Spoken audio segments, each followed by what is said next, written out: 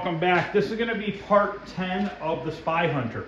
We are going to get all these parts that I have in the bucket and on the floor here, obviously not the control panel, but all those other parts, we're going to get them all sandblasted. We're going to put a light coating of filler primer on them because some of these parts are a little pitted. So we'll sandblast all the rust off and everything, and then we'll just do like a light coat of primer, let it dry, then we'll sand it down, and then we'll spray it with our spray cans with our Krylon 5X black matte finish, and then the aluminum Krylon paint for all the silver parts. So there's gonna be a lot getting done in this video. It's gonna probably be a little bit of a longer video. Like I said, that whole bucket, all these other parts need to get sandblasted and painted. Trying to think here, what else? Oh, we got to paint the coin door, control panel. Coin door obviously is getting texture paint. Want to get all these done in this video so that all this stuff can go in the basement. The cabinet's going to go in the basement, and basically everything but the suitcase power supply will be done for Spy Hunter. We'll have to pull that apart in probably video 11. And that, I'm not going to worry about sandblasting. I'm going to sand that with my DA sander. It's not too bad a shape. And then we'll paint that and put that back together like we did with the Journey one. So I have the Journey and the Spy Hunter cabinets both sitting in here out of the spray booth. They look awesome next to each other. So the Spy Hunter is going to go in the house at some point today. Journey's staying in here obviously because I need to get it put together and get this thing sold hopefully. So hopefully somebody's looking for a Journey. I'm waiting on the artwork still, but we could still put the game together, get the wiring harness made and all that stuff. So there's gonna be another video on that, a couple videos on that, probably this coming up week. We are also doing a video this week that is going to showcase all the materials that I use to do the body work, paint work, and everything for the cabinets themselves. It's not going to be the electronical side of it. It's going to be the cabinet fixing side of it video. I'm going to get a table set up. I'm going to put all the products that I use on this table and explain what I use, why I use, and all that stuff. So let's get out there, get this stuff sandblasted, and we'll just kind of work on it. Get it sandblasted. We're going to hang it in the spray booth, put a little bit of primer on it, let it sit for the day, or not the whole day, but for probably a good portion of the day while I work on my Christmas lights in this horrible weather that we're having. It's cold, rainy, and it is what it is. Luckily right now it's not raining, so I'm going to get this sandblasting done right now and then go work on the lights after I primer these, and then later on I'll come back and start painting this stuff with spray cans. Now when I put this primer on here, I'm just going to put one good coat on, and then we're going to have to lightly sand it before we spray it with the Krylon paint, which isn't a big deal. So let's get out there and get this sandblasted.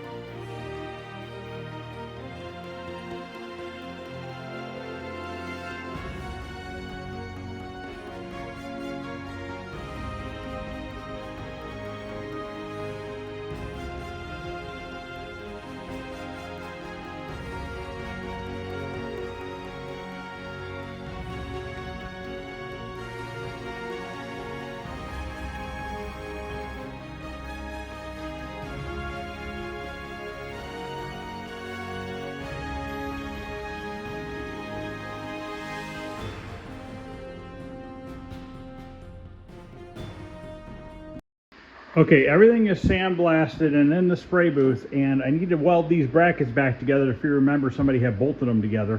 I just got done with the sandblasting. If you noticed at the beginning, I used my big sandblaster because I had some parts that were heavily rusty, and they had powder coating on them. So I used the bigger sandblaster, but as you can tell, it's really hard to hold on to the parts because it just wants to blow them across, you know, out of your hands.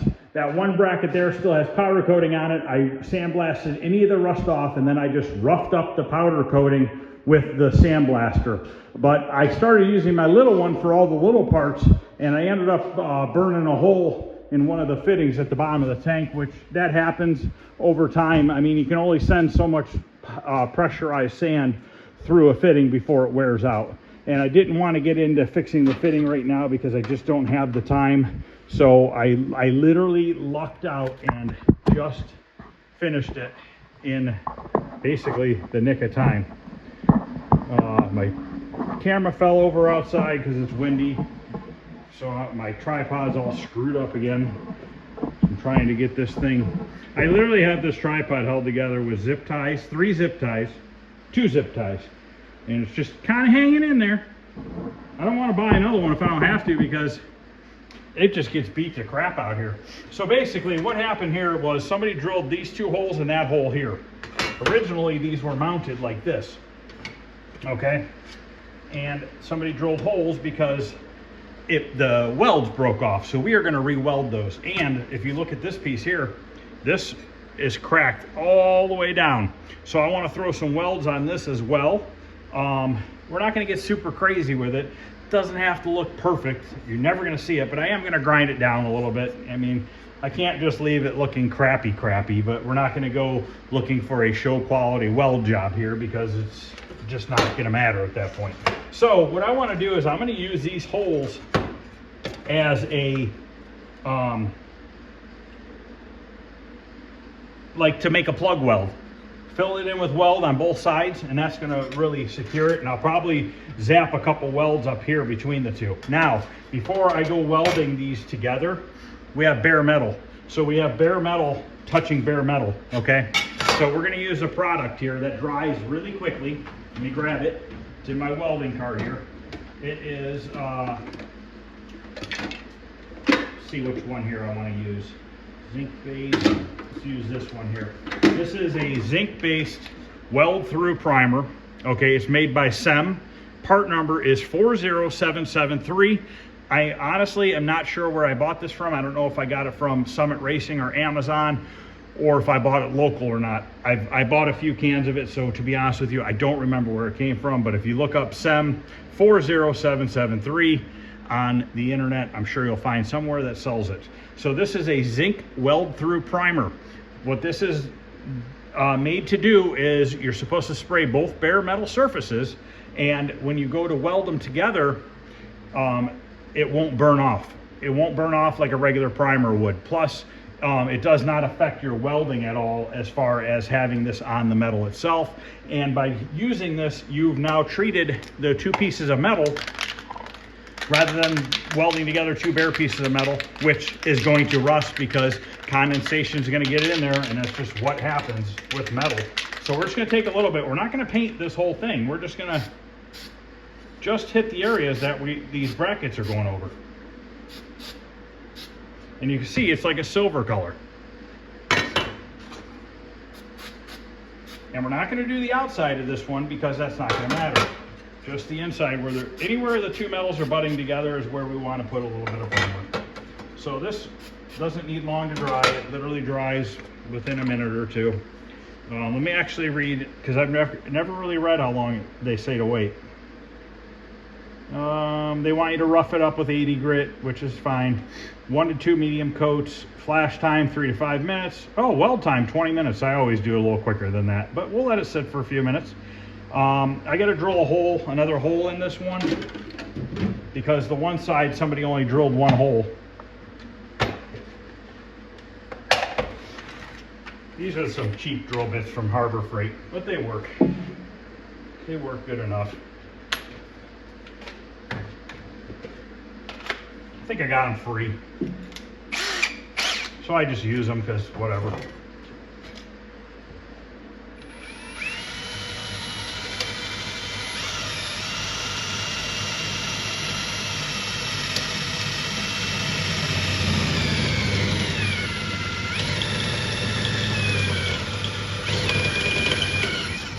I don't have my goggles on. I should have my goggles on, but luckily I was just drilling that slowly.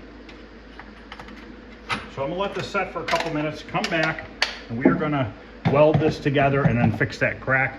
Quick grinding, and then we're going in the spray booth and we're gonna put a coat of 2K primer on all those parts, let it set for the day. Later on this evening, I'll come back out here, scuff them down, and we will start getting them painted silver and black, depending on what's what. I gotta get all these parts out of here. I have another car coming back for a couple days, and I gotta get the spray booth cleaned out. Also, these are for the journey. They're all sandblasted and cleaned. All the rust is off of them. I'm not gonna primer those. We're just gonna spray them silver. We don't need to waste primer on that. It's just underneath the cabinet. We just need to get a good couple coats of paint on there so that it doesn't rust again like it did in the past. Okay, we're ready to weld these.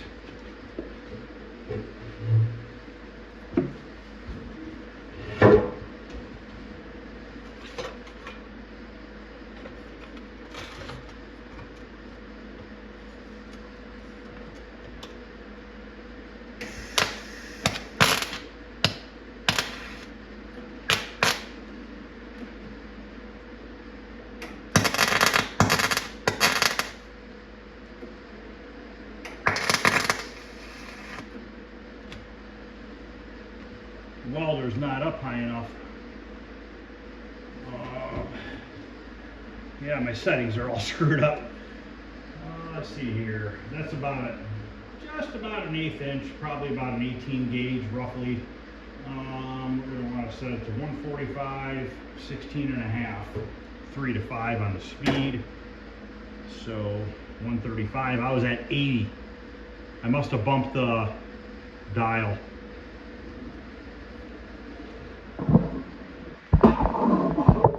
I gotta set this to, I think it's about 18 gauge. You know, it's probably 16 gauge. Let's go 135, 16. So we're gonna go to 135, 16. I got a chart inside here that tells me what's what. And then they want, why does that keep moving?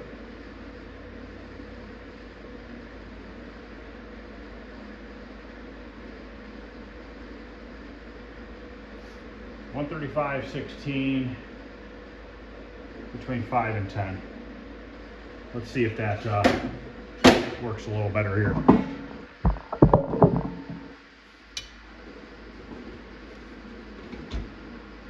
And forgot to turn the gas on. That would be another major factor why it sounds funny.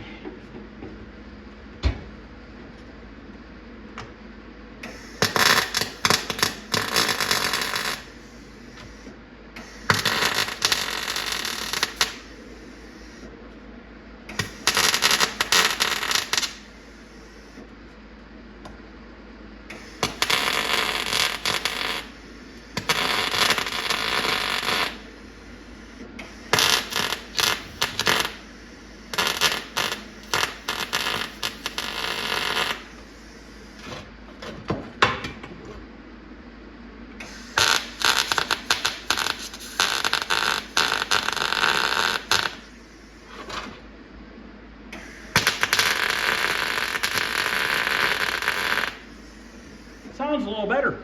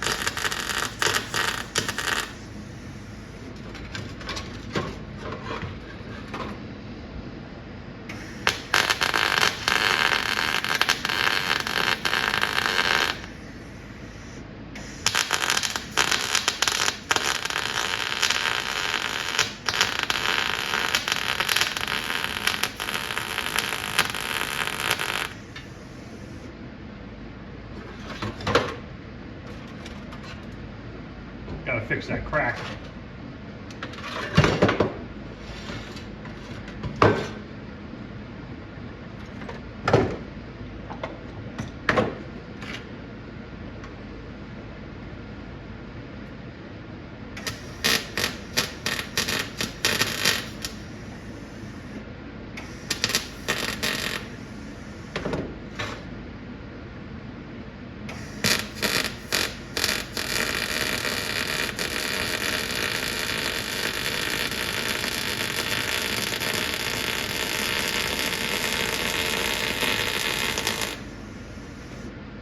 Okay. Now I'm not gonna go crazy grinding it because I want it to stay strong. But I welded that crack all the way down there. A couple of these welds look kind of crappy because I had it on the wrong setting at first, but that's fine. Let me, I'm just gonna grind it down off camera, and then we're gonna get some primer on these parts. Okay, it's welded, it's ground down. Like I said, it's not beautiful looking. This is the area that was cracked. I just kind of ground it down. I didn't go crazy with it. I didn't go crazy with welding. I could have ran a perfect bead all the way down there if I wanted to, but we don't need that much, guys. And nobody's gonna be hanging on this thing like apparently somebody was in the past. So I'm gonna get this hung up, and we're gonna get some 2K primer on all this, and then we'll come back later and start painting all these parts. Okay, we're gonna get some 2K primer mixed up. And then I am going to crank the heat on these parts. I'm gonna bake them at 140 degrees so that this evening I can sand them and paint them again.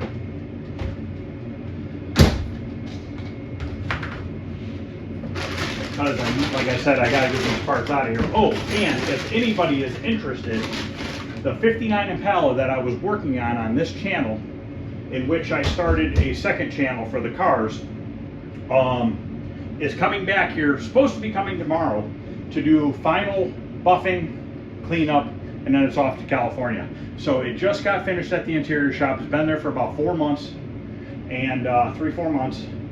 So if anybody wants to see the final video on that 59 Impala convertible, go to my other channel, Troy's Restorations and more, and look up, or you'll see a video on that. I'm gonna do a final walkthrough, and you actually get to see the car with the convertible top on it, the interior all done and all that. I have not seen it yet, but it's supposed to be here tomorrow. So if you guys are interested in something like that, or seeing it finished, make sure you go to my other channel and check it out.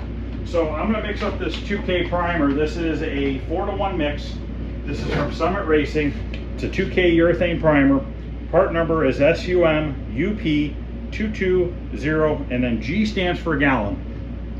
It'll be exact same part number, SUM-UP220. If it's a quart, and it'll have a Q at the end of the letters or the numbers there. So that's just distinguishes a gallon or a quart. So this is a 4-to-1 mix, and we're gonna put a little reducer in it just to thin it out so that it sprays a little smoother, so I have less sanding to deal with. So I gotta mix up probably a full cup because there's a lot of parts out there. I'm only gonna put 1 good coat, I think, on everything. I think that's all it needs. Just trying to smooth them a hair before I sand them for the spray paint. I had to kind of really sandblast some of those parts because they were pretty rusty. And I have a little bit of medium hardener rather than a slow hardener. So if you guys are wanting to use this stuff and you're in your shop or your garage using it and you have colder temperatures, you're going to want to go with a medium hardener or a fast hardener. I use slow hardeners because I'm in a heated environment. I'm going to use a medium this time just to get it to dry a little quicker. I'm still going to heat the crap out of it, but I'm going to use, I have a little bit left in here, should be enough to use it. Usually all my hardeners are slow because I need it to be slow. So this says slow here. And the reason being is this is made for like 80 degrees and up. So basically the medium part number is SUM-UP101Q, and that's where your quart comes in. So like I said, I think I have enough medium here. If I have to put a little slow in there, I can. It's not that big a deal. But yeah, I got plenty of medium. Okay, now I'm going to throw a little reducer in here. We're going to go out there and we're going to get a good coat on all these parts. And then for you guys, it's only going to be a minute, but for me, it's going to be probably about 10 hours before I'm back out here. I might not even be back out here until 9, 10 o'clock tonight. And it is what it is, guys. I want to get stuff done. Unfortunately, when you're self-employed and you work for yourself, there is no time off. When you have to do personal things, you work them into your daily schedule of work. That's just how life is. If I had a 9-to-5 job, it would be a little bit different. But I don't. I have to stay motivated. I have to stay highly energetic. And I just got to buckle down and get stuff done. And that's just how it goes. And I plan on doing that video of all my products that I use. And I'm going to do that, and it's going to be on Thanksgiving Day. Okay? So I'm going to do it in the morning on Thanksgiving. I'm going to come out in the shop early in the morning, make a video on everything I use, and then I'm going to probably not do nothing the rest of the day. Maybe play some games in the basement. But, so make sure you guys watch that video on Thanksgiving. I'll do a little short video talking about it so that it gets out, hopefully out to more people. All right, I'm gonna get this stirred up and we're gonna go out there and get this put on.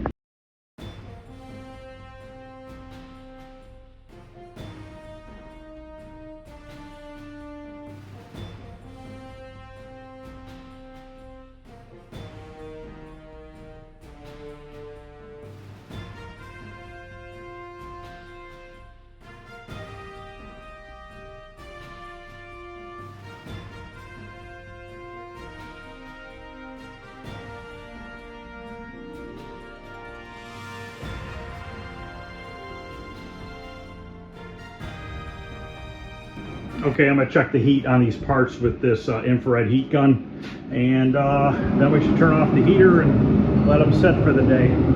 So let's see where we're at. 160. Let's check over here. 165. 157. So even though these parts are at a, and you got to use one of these things. It's hot in here. I gotta get out of here. But you got to use one of these infrared heat guns because, hold on one second. You got to use one of these infrared heat guns because metal temperature is going to be different than the air temperature. So just because that says it's 125 in there doesn't mean the parts are 125 degrees. So I always use this to verify the temperature of the parts themselves. So they're at about 160 degrees, more than enough heat. They're going to sit in here, and it takes several hours before those cool down because that's a very well insulated in there. So it'll stay at 160 for about the first 20 minutes, and then it's going to slowly, gradually go down to where it'll go down to probably about 80 degrees by later tonight. So I'm going to let these dry for the day, come back this evening, we're going to scuff them down and start painting them with some spray can primer. So I'll see you guys later tonight. All right, guys, I'm back. It's about 6 o'clock at night. These have been sitting for about almost 8 hours. The spray booth is still at 75 degrees, so these are definitely dry. So I'm going to use my DA sander with some 320 grit and get all the areas that I can with the sander, and then I'll have to hand sand in the corners and stuff. These parts right here are all silver, and I have the black parts separate, so we're going to paint all the silver parts first. This part is silver, and then this right here needs to be black, so I'll have to tape that off. But anyways, we're going to do all the silver, get it painted, and then while that's drying, I'll sand down all the black parts.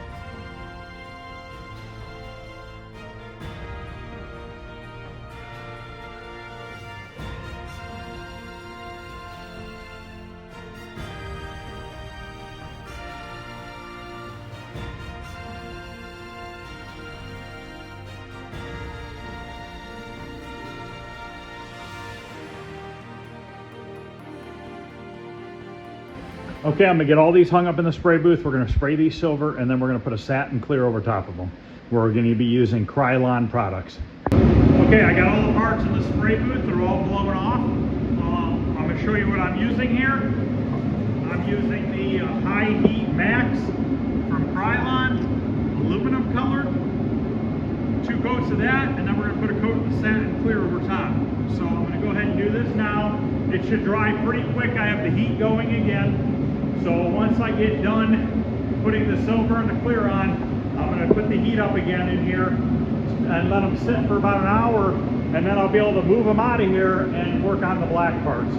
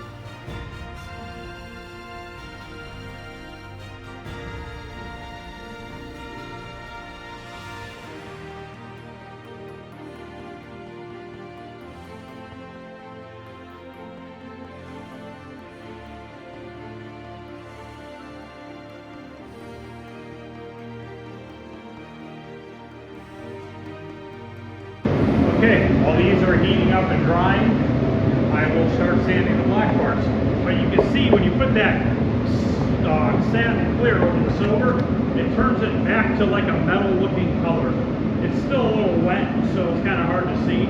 But these got to dry for, I'm going to let them dry for about an hour, and then we'll paint the black parts. And then after that, we just have to do the power brick, the cover for the coin door, or the coin box, and we have to do the frame for the monitor.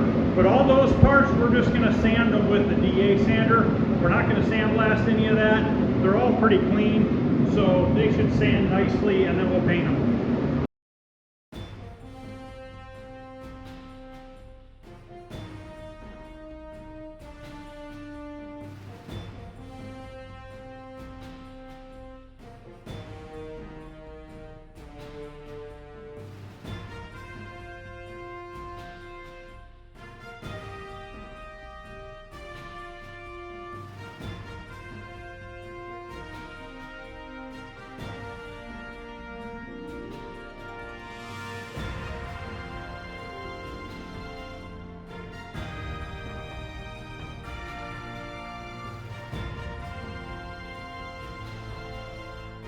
Okay, these are all ready next. I'm going to let those parts dry for a little bit. It's parts are at 140 degrees right now. I'm going to leave them there for about an hour. Take them out of there, put these in there. We're going to paint them black. This needs red and black. I want to paint these handles black and the rest of it red. Probably technically could paint the handles red as well because they get covered with those black vinyl pieces, but that's all right. We'll probably do it black and red. Okay, I'm going to move these parts into the shop so that we can put the black ones in there. Also, this is the strainer that I've been using to take the parts out of the tumbler. And you see that all these slits here? Well, all these slits, little washers fall through it. And I got to strain it multiple times. We were at Giant Eagle last night getting our stuff for Thanksgiving, and I found this strainer. Okay, so what it does is, obviously it's in the package still, but you see how that opens up? And it's basically just little holes. So I'm hoping that I can use this to strain with and get less, or if any, washers falling through it anymore. So I think that'll work out pretty good. I got to take it out of the package still, but hoping that's going to make a big difference. So all right, I'm going to go ahead and get these parts out and then get the black ones hung up there, and then we are going to go ahead and get the black painted. Okay, I got all the parts hung up.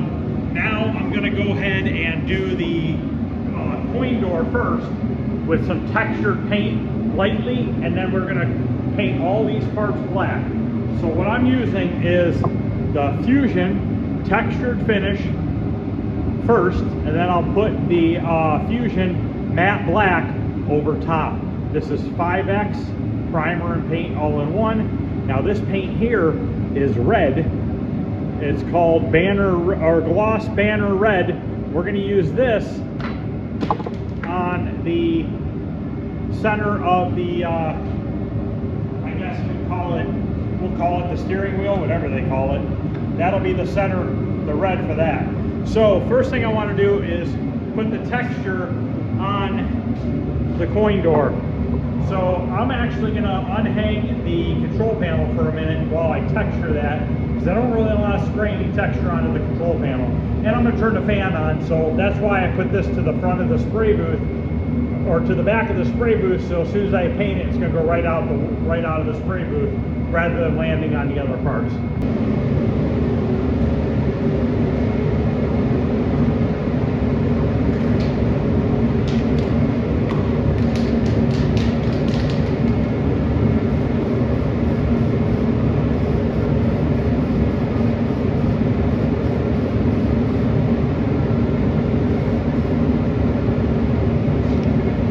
Show you the texture real quick here. So I just sprayed that little bit there. It's hard to see, but it's the identical texture that's on the rest of the panel.